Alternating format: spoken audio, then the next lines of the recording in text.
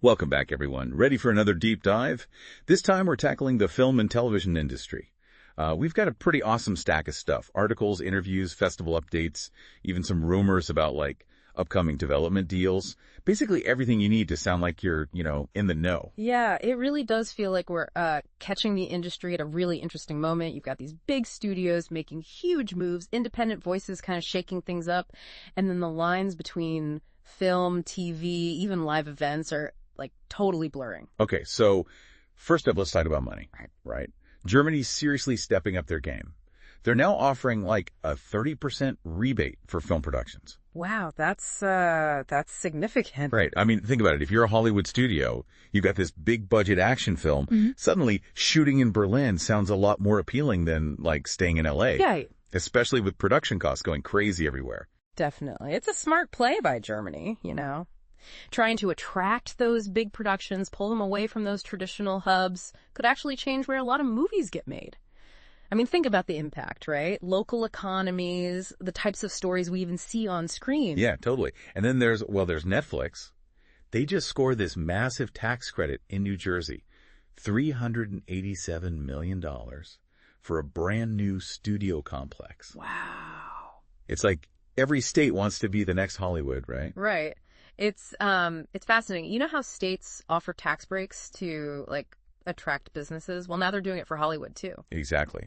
So New Jersey's going all in, trying to become a major production hub, hoping to, I guess, cash in on that movie magic. This Netflix deal is huge for them. It means jobs, investment, probably a whole bunch of film-related businesses popping up. But it does make you think, right, about the power dynamics in the industry. Are we going to start seeing a ton of movies set in New Jersey? Yeah. Will other states try to compete with even bigger tax breaks? It feels like a whole new game is starting. Yeah, definitely. Okay, so we've talked money, but what about the creative stuff? Michael Gracie, the guy who did The Greatest Showman, his new film, Better Man, is taking a really interesting approach. Robbie Williams is going to be playing a CGI chimpanzee. Oh, wow. Yeah, it's definitely a bold choice. Gracie's known for, his visual storytelling. And using CGI like that to portray Williams, it could be a powerful way to show his struggles with fame, self-image. It's like turning the audience's expectations upside down. Right. It's definitely unique. And then there's Robert Eggers. He's doing Nosferatu, the horror classic. Eggers is known for his, really distinct style. It's not just a straight remake. It feels like he's completely reimagining the whole thing. Mm-hmm. What do you think it is about this project that's attracting all these big-name actors? Well, Eggers has this reputation. He's very meticulous, known for creating incredibly detailed films, and he loves horror, And then you combine that with Nosferatu. It's this timeless horror story. It still resonates with audiences today. Put it all together and, you could have something truly special. Yeah, I see what you mean. But for every exciting development, there are also some challenges popping up, right? Mm-hmm. Jack Thorne, the writer, he's raising some pretty serious concerns about what's happening with TV drama, especially with the BBC cutting back on some popular shows. Doctors, Casualty, Holby City. Yeah, it really makes you think. It gets to the heart of what's happening with television right now, the streaming platforms, These cuts, they don't just affect those specific shows. It has these ripple effects throughout the whole industry. The writers, crew, the viewers, they're all losing out. It does make you wonder, what will the future of TV drama even look like? And then there's Paramount. It seems like they're kind of sidelining some of their cable channels. MTV, Comedy Central, all those, as they put more focus on streaming. It's happened all over. It's a big change in how we watch things, isn't it? Traditional cable, it's having a hard time competing with streaming. It's just so convenient, so much variety. For companies like Paramount, it's about adapting, But for viewers, it makes you wonder what will happen to those channels, the shows they make. Will those channels just disappear? Will we have to pay even more for streaming services to get the same content? So much to think about. Okay, we've talked studios, networks, but what about the actors? Ryan Destiny, she plays Claressa Shields in The Fire Inside. Yeah. She talks about how much this role changed her. She even had to train like a boxer, professionally. Wow. Yeah. And when an actor goes that deep into a role, it really shows, right? It's not just looking the part. It's becoming that character, their drive, their pain. It usually makes for a really powerful performance. Makes you wonder if that authenticity, that realness, if that's what connects with audiences even more. And then there's Cameron Guru. I mean, she's built a whole Christmas empire. Hallmark, Great American Family. She's found her audience, and they love her. She's tapped into something, hasn't she? That feel-good, faith-based storytelling. There's a huge audience for that. And she knows what they want, and she consistently delivers. And speaking of delivering, we got some sneak peeks into a few industry discussions. I'm so hooked. There was a Dune Part 2 panel. Denis Villeneuve, John Spates. A chat with the cinematographer for A Complete Unknown about how they, recreated the 1960s, and even some little hints from the Squid Game team about season 2. Those behind-the-scenes glimpses are the best, aren't they? You get a sense of all the passion, the artistry that goes into making these things. It's not just entertainment, it's collaboration, creativity, pushing boundaries. I'm dying to know more, especially about that Dune conversation. What stood out to you the most? Well, what really struck me was how much they emphasized world building. They talked about all the detail they put into Arrakis, the ecology, the creatures, the culture, the politics. They wanted the audience to feel truly immersed. It's a real place. It's like building a whole universe. Yeah. And speaking of recreating worlds, I'm curious about, A Complete Unknown, the 1960s aesthetic. Did they use vintage lenses, lighting techniques? He did. He talked about finding locations, that hadn't been modernized and using, vintage equipment, techniques. They even studied old photos and films to get the colors, textures right. It's amazing how those small details can transport you. Okay, now for the big question. Did the Squid Game team drop any hints about what we can expect in season 2? They were being pretty secretive, but they did suggest that they're going to dig deeper into the characters, their motivations, backstories, maybe even a glimpse into how the game started, the forces behind it. Talk about a cliffhanger. It's one thing to watch the game, right? But to understand the minds behind it, that's a whole other level of intrigue. For sure. It makes you wonder, what would drive someone to create something so brutal, so manipulative, and what does it say about us that we can't look away? Okay, now we're getting deep. Yeah. And speaking of digging deeper, there's talk of a Dexter prequel, maybe exploring the origin story of the Trinity Killer. It's interesting, isn't it? The enduring appeal of complex characters, even villains. To go back and explore the past of someone we thought we knew, it's intriguing. What happened to make him who he was? Was he always going to be like that, or was there a turning point? Peeling back the layers, right? And speaking of chilling tales, Mark Gatiss' A Christmas Ghost Story, Woman of Stone. It's got these creepy marble tomb effigies. I'm getting chills just thinking about it. Mm-hmm. What is it about those classic ghost stories that still get to us, especially around the holidays? I don't know. There's something timeless about them. When it's, dark and cold outside, they tap into our fears of the unknown. And Gatiss, he's great with atmosphere, suspense. I think this one's going to be really spooky. Okay, so chills, thrills, big studio moves, actors pushing boundaries. What's next for the industry? What are you watching? Any big trends? Predictions? Well, if you look at the predictions for 2025, one word keeps coming up: consolidation. With all these mergers, acquisitions, the Paramount and Skydance deal, it seems like streaming is going to get even more concentrated amount and just a handful of companies controlling most of what we watch. And what does that mean for viewers, right? Yeah. Less choice, higher prices. Will the quality suffer? Yeah, big questions. It could mean less diversity of content, and potentially higher prices if there's less competition.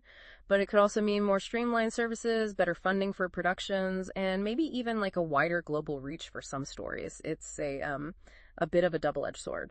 And while the studios are figuring out streaming, film festivals are adapting to these changes too. And to those social pressures we talked about. There's the Female Filmmakers Support Program in Southeast Europe, the Berlinelli's sticking to inclusivity. It's encouraging to see, isn't it? These festivals taking a stand, working to make things more equal. The Female Filmmakers Support Program. They're giving women filmmakers the resources they need: funding, mentorship, networking. And the Berlinale, they're holding strong. They believe film should be a platform for everyone. It's so important to support these efforts, right? It's not just about giving people a voice. It's about making the industry better, more interesting, more diverse perspectives, more complex stories. For sure. Film can challenge us, make us think, help us understand each other better. These festivals, they're crucial for championing those voices, making sure more stories are told. All right, lightning round time. Predictions. Cobra Kai, final episodes, February 13th. What are you thinking? I'm predicting tears, triumphs, at least one epic fight scene. It's got that nostalgia factor, but they've also built a whole world with these characters. I'm excited. I'm counting down the days. Yeah. And Marmalade Soda's Scarlet, backed by Sony. Winter 2025. Thoughts? Stunning animation, a powerful story, And yeah, another sign that anime is going mainstream. Hasod is a fantastic storyteller, and with Sony behind it, this could be huge, reach a global audience. Okay, so we've covered a lot today. Money, creative approaches, challenges, the power of stories. It's clear that the entertainment world is never standing still. What really stands out to me is this tension, between the old and the new. Studios grappling with streaming, traditional storytelling getting reimagined, new technologies changing everything. It's a really fascinating time to be a part of this, both as creators and viewers. So are we on the verge of a complete entertainment revolution? What do you think? That's the question, isn't it? Are we seeing a fundamental shift in how we experience stories? Or is it more like an evolution? It really makes you think about the choices we make as viewers, the future of this whole industry. It's like we're at a crossroads, so many paths ahead. Which one will we choose? What will we discover? Exactly. Big questions. It really is exciting to think about, what's possible. And it's not just the stories, but how they're told. Technology is playing such a huge role. VFX, immersive experiences, they're pushing the boundaries of what we can do. Speaking of pushing boundaries, remember those immersive theater experiences we were talking about? Stars Collective and DNEG, they're bringing those to China now. You can actually step right into your favorite film worlds. Wow. Like imagine walking through those streets in Blade Runner 2049 or fighting alongside the Avengers. It's not just watching anymore, it's experiencing it, becoming part of it. And they're talking about going global, so this could be massive for the industry. Theme parks, museums, even live events. It's like the line between the audience and, the participant, it's blurring. I'm already picturing myself like at Hogwarts or exploring Pandora. Okay, before we go too far into the future, let's get back to those industry panels, that Dune Part 2 conversation, Denis Villeneuve and John Spates. It sounded incredible. What were your favorite parts? Oh man, you could just feel their passion for the project. They really got into the details of adapting this, complex and beloved novel. The challenges of staying true to the source material while at the same time bringing their own vision. It's a tough balance. And Dune is so visually stunning. Did they talk about how they created those landscapes, the special effects? They did. They talked about using practical effects, but also cutting-edge CGI to create this world that's both real and fantastical. They wanted the audience to feel the sand, the vastness of the desert, to really be there on Arrakis. I love that. And you mentioned the cinematographer for A Complete Unknown, the 1960s, right? Yeah. Recreating that era must have been really challenging. It was. He talked about all the details, the costumes, hairstyles, furniture, cars. They even used vintage lenses, lighting techniques to capture that authentic feel. It's amazing how those little things can take you back in time. Now, I gotta ask, any secrets spilled about Squid Game Season 2? They were pretty tight-lipped. But they did hint that they're going to explore the characters more. Their motivations, their backstories. We might learn more about the front man, or even the guards. And of course, the big question, who's behind it all? So many questions. It's one thing to watch the games, but to understand, the psychology of it all. Yeah. The societal forces at play. That's where things get really interesting. Yeah, it's like the show is holding up a mirror to us, making us think about some uncomfortable truths about human nature. Totally. And that's what makes great storytelling so powerful. It's not just about entertainment. It's about making you think, sparking a conversation, maybe even inspiring change. Absolutely. And sometimes it's about tapping into those primal fears, like with those, the creepy marble tomb effigies in Mark Gatiss's Christmas Ghost Story. I still get chills. Yeah, there's just something about a good ghost story, especially this time of year. They play on that fear of the unknown, what's lurking in the shadows. And Gatiss, he's a master of that, creating atmosphere. I think this one's going to be really effective. Okay, so we've got futuristic experiences, psychological thrillers, spooky ghost stories. It's a wild mix. But before we move on, I want to circle back to something we talked about earlier. Film festivals and their role in, promoting diversity and inclusion. It seems more important now than ever with the industry under so much scrutiny. For sure. Film festivals have this opportunity to showcase different voices, stories that might not get told otherwise, and it seems like they're really stepping up. Like the Female Filmmakers Support Program in Southeast Europe, they're providing those essential resources, mentorship for women in film, helping them break down those barriers. It's not just about equality, though, right? It's about making the industry richer, more vibrant. By supporting female filmmakers, you open the door to new stories, new perspectives. And then there's the Berlinale, one of the biggest festivals in the world. They've always been known for their commitment to, artistic freedom and social commentary. Yeah, They've faced criticism, pressure, but they've stayed true to their mission. They know that film can be a powerful tool for social change, and they're not afraid to use it. It's inspiring to see them and others taking a stand, paving the way for a more inclusive future for film. It gives me hope that we're moving in the right direction. Me too. It's not just about festivals, though, is it? It's about a change in mindset, a recognition that the stories we tell, the voices we amplify, they matter. They have a real impact on the world. So ready for that Cobra Kai finale? Those last episodes, they drop February 13th. And the anticipation is building. Oh, absolutely. Cobra Kai, it's like they've managed to capture that Karate Kid magic, but also make it fresh, relevant for today. I can't wait to see how it ends. It's going to be emotional. And we can't forget Mamoru Hosoda's Scarlet coming out in winter 2025. Sony's back in this one, which is a big deal. It really is. It shows how much anime's popularity is growing globally. Hosoda is a true visionary. His visuals, his stories, they're just incredible. Scarlet has the potential to be a major hit, reach audiences everywhere. I've already got it on my list.